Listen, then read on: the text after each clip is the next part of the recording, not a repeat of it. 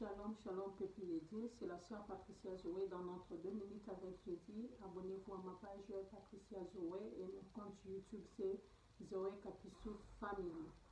Aujourd'hui, on va partager comment trouver un homme pour le mariage et comment trouver une femme pour le mariage. Tu recevras ma request et belé. Alors, bien, à 2 minutes avec Jésus, tu partager aussi tout, comme des conseils, la parole de Dieu. Les lots là, comment trouver un homme pour le mariage ou bien une femme pour le mariage. Pourquoi jeune homme, pourquoi les jeunes filles, ces derniers temps, les a passés. Il y a une sœur qui me disait, Patricia, tu es vraiment chanceuse, au moins toi tu as trouvé un homme, nous on cherche, on n'arrive pas à trouver. Et c'est qui est ça problème, il y a chance comme toi tu penses là. Le problème est ça, toujours que c'est situé. ozoyeba nini oza importante et puis nini olingi te soki oyebi nini olingi oyebi nini eza important oko se situer très bien oko se positionner très bien. C'est pour cela ce matin nakolobela 3 catégories ya mibali et puis 3 catégories ya basi. Na 3 catégories ya mibali wana mutu na mutu abenda par na yeba naza na catégorie nini et puis nazolinga nini. Est-ce que nde naza na catégorie A nakoki nanga kobala na catégorie B. Kozanga te kotika commentaire na yo na YouTube, kozanga te kotika commentaire na yo na page na biso, toza wana toko répondre yo. Soki omoni ke vidéo pour comprendre bien te ou bien on a besoin ya explication claire. Catégorie à liboso, ce sont des hommes orgueilleux et des femmes orgueilleuses. Batouana, c'est difficile ba oume na libala. Pourquoi? Parce que vision na bango eza hors mariage. Vision na bango eza ko impressionner batu.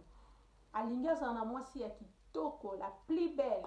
Soka bimine na balabala batu bazoloba mama wow, tu as une belle femme. Wow, tu as une belle femme.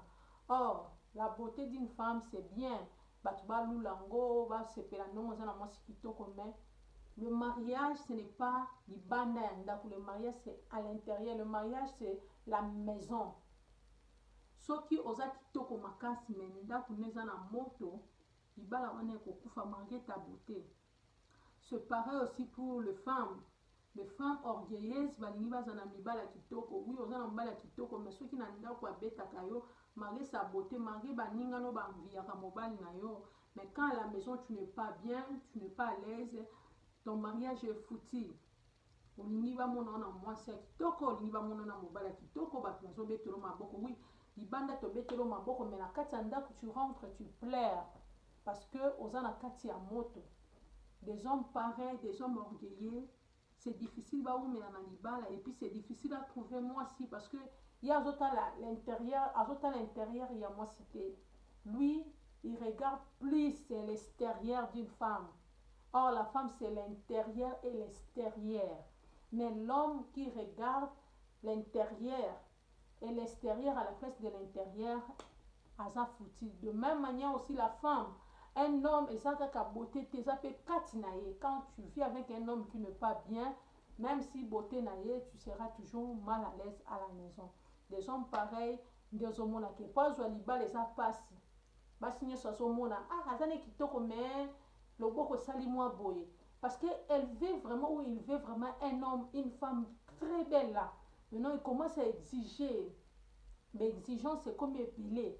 Face à la kitoko na solo ya mulai, na misu ya boye, na komo tiasko ndenge alingi. Oh, wana ozoluka mariage, to komo luka loko mususu. Oza libanda ya vision mariage, ozoluka magamusu, ozoluka beauté, ozoluka mariage te. Parce que mariage, beauté, ya mobali bien ya mwasi, et ça peut aussi na kati ya mariage, mais et ça première option te. Maintenant, yo ozui et loko eza très important et au comme ça très important. Babiloko eza important dans mariage pour focaliser avec ça. Tu regardes face à toi, tu regardes la beauté. Des hommes pareils, des femmes pareilles, c'est difficile pour trouver un homme pour le mariage. Au rejoindra pas tout prendre ça na bango moi, boké moi pèse moi botile, bo manger, bo lait, bo zongi lobi bo yokante bo kabwani parce que vision no eza libanda ya mariage. Et ça problème c'est que non, ba misu baza ba chancer ou bien baza na la grâce. C'est un problème, il y a yomoko. Tu ne sais pas faire un choix, tu ne sais pas qu'est-ce que tu veux vraiment réellement. Deuxième, ce sont des hommes et des femmes chrétiennes ou religieux.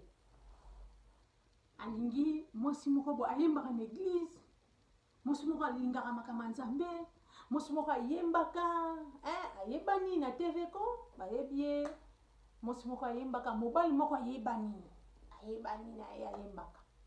Or des choses pareilles, c'est bien ozwa mwasi ayembaka na église, mais la vie chrétienne c'est une vie de brisement, c'est une vie que on vit selon la parole de Dieu. C'est Jésus-Christ qui est notre modèle. La vie chrétienne, ce n'est pas seulement dans les YouTube, dans le Maloba Nzambe, na lati roba moulaï, bien jupe moulaï, na kangi kitambala na moto, nde angwa la vie chrétienne. Non. C'est vivre comme Christ. Christ azala modèle na biso. Avant même na fongola monoko na ngana sabatu que je suis une chrétienne, batu bango mo bakomona makambo nazo sala. Quand les gens voyaient les disciples de Jésus, ce n'est pas bango ne ba essayer bango que biso toza ba disciples à Yesu. Non non. Bango bamona qui déjà image ya Yesu kati na bango. Cela veut dire les disciples se comportaient comme Jésus. Nde biso pe toza ba disciples à Nzambe, toza ba disciples à Jésus, il faut qu'on se comporte. Ça dit que non faut ba yebisa biso que non toza la bongo. Yango zomona mibale bele baso ko trouver ba cité pona nini. Alingi moi ça yembaka na église. Moi ça yembaka na église mais ba comportement neza mabe. C'est pour ça qu'on a beaucoup de mamans pasteurs, beaucoup de chrétiens, beaucoup de pasteurs. Ça a un problème. Pourquoi? Asa n'est maman pasteur, mais asa brisé. Asa n'est chrétien et amba n'est comme Seigneur peut sauver à demeurer en église. Mais mon coloca koko salaka maman pasteur bien au salika sert wana likamo ya muke. Au moins déjà comme le message ne me parle plus. Donc quand mi binemi. Namuna kosu une église na bisoté, namuna kosu pemela mbal nangate, namuna kosu boté, parce que la personne en soi aza brisé, elle est chrétienne ou bien aza chrétien mais aza brisé. Ce qu'on petit ka moi loko moko boye eko pelissé mutema, mbala mo ba réponse à ko répondre yo. Toi-même tu commences à demander pasteur azwa ke na boté na ekaka ou bien pena tuna kinzambe. C'est parce que la personne n'est pas brisée. Maintenant, déjà des personnes, au moins, à bobala ni na bino. Parce que linga ki moi si ya star a yembara na TV, ou bien o linga ki mobile la star a yembara na TV, o linga ki pasteur, soi-disant pasteur, mais ozo mona ki vie pastorale wana te na ndako. Pasteur azaka pasteur tant dans une église. Mais soit dans ndako azana ba comportement morobo. Maman pasteur azalaka maman pasteur sur azan église mais na nzela na bandimi na musala pe ça sala ba problème ebele. Au moins moi si mo ba asa chrétienne kaka so omoni azan église aso yembela Nzambe mais soka bimi kaka na église soko kutena ye asata na trace moko te so la sakaza chrétien. Et so sata na trace moko te. So déjà atatemi boso na yo bateliona une prostituée bationa ye na sœur wana yemba na église. Osomona na différence te. Azata na trace moko te. Osomona ba chara ya mibali oko bala mwasi moko boye kaka par titre ou bien par combo ou bien bali mobali mo par titre yembaka aza mosala Nzambe mais en soi aza oyo wana lilobezo lobela biso te. Un vrai chrétien comment il doit se comporter. Troisième genre, ils ont des hommes brisés par l'esprit. Une femme brisée par l'esprit, un homme brisé par l'esprit. Ce sont des genres de personnes. Et ça, il faut que kolata sengle te za mabe.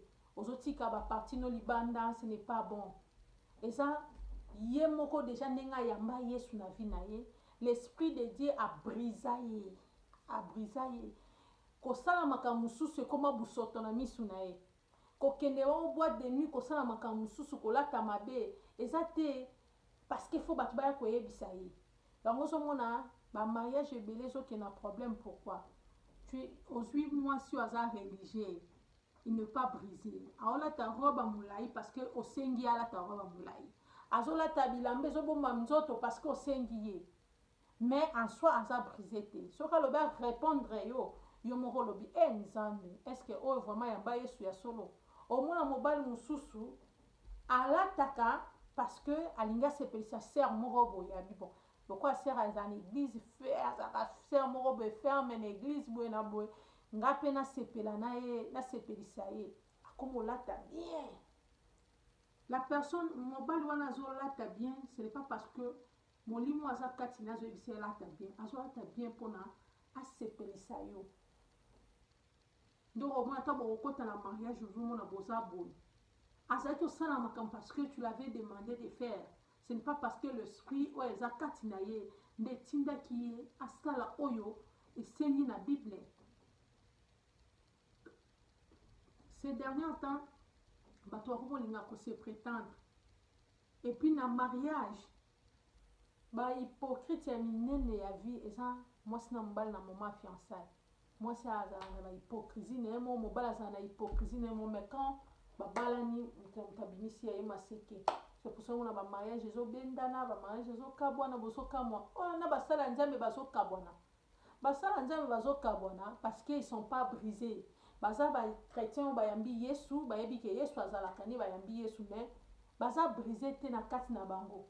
So baza brisé, il y a des choses quand tu es brisé okotika ngo par toi-même te yo moko lamuki na tiki ono l'esprit de Dieu qui vit en toi nde kotikisa o makambo wana okotika ngo te mo lamuki nga tiki na nga kokende boîte na tiki na nga koluka basi misusu mpo naza marié mais l'esprit qui est en toi yo moko ntango ozongi otoluka mwasi mosusu deuxième bureau l'esprit là te dit non wana eza part na yo te wana eza partage ya vie na yo te yo oza na place wana toza na lignée wana te soki olingi escroquer l'esprit qui est en toi yango moko yebi so non ne fait pas ça.